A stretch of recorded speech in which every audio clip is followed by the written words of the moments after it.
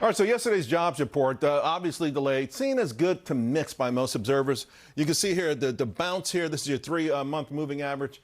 Pretty good in terms of that, but the unemployment rate, wow, I mean, this thing is really beginning to skyrocket here. Moreover, the unemployment rate for young adults, take a look at this.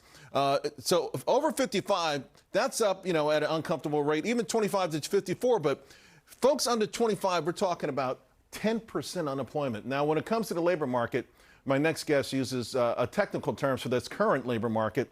He says it sucks. I want to bring in now RINMAC, Head of Economic Research, Neil Dutta. I know that was the first term they taught you in economics school.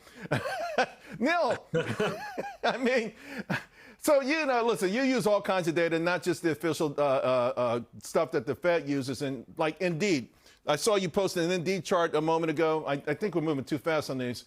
And there's no doubt the labor market is cooling. Just what do you think that the folks at the Fed who still aren't seeing this, what do you make of it? I don't know, Charles. To me, it's not a particularly close call, as much as the Hawks want to make it one. The labor markets are clearly deteriorating, and I think what's important is that they're deteriorating a bit faster than they were a few months ago. If you look at the unemployment rate, that's been rising a tenth of a percentage point every month on average for the last 3 months. It's actually rising somewhat faster than it was right before the Fed cut 50 basis points last year.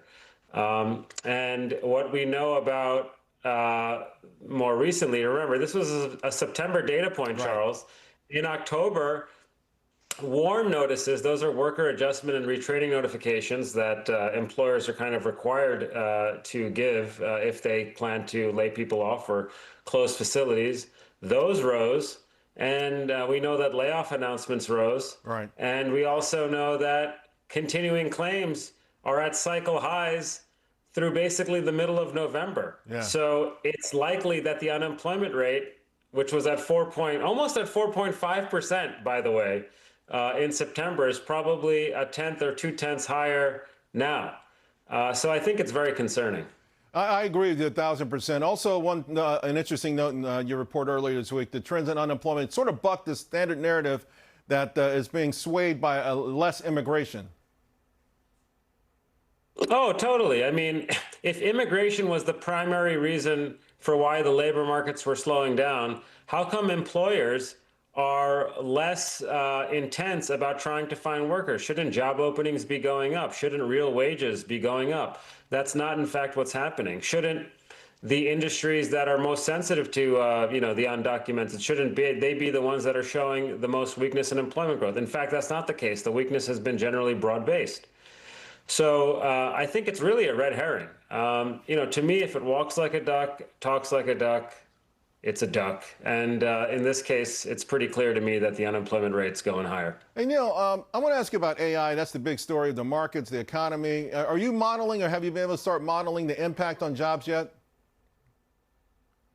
Well, I haven't been able to, in my work, detect a meaningful impact. I mean, if you look at the youth, right? I mean, the unemployment rate for those without a college degree has been going up a bit faster than those with a college degree. I mean, just looking at the young people. So that would, to me, speak more to a cyclical impulse than anything related to AI.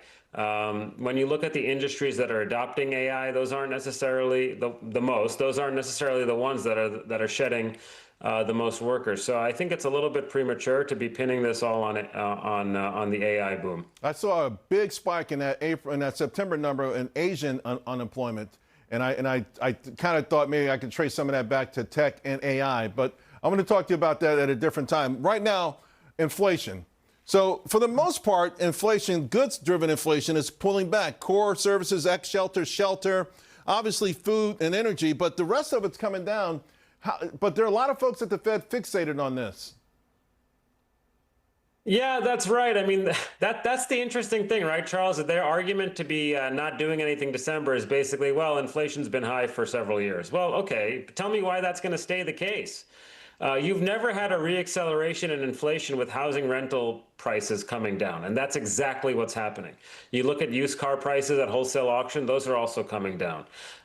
You look at restaurants. I mean, look at any major casual dining establishment. What are they telling you? They're telling you that they're holding the line on price to maintain market share. You look at a chart of the restaurants. I mean, it doesn't look good. Not exactly an environment where they're trying to raise price. Right.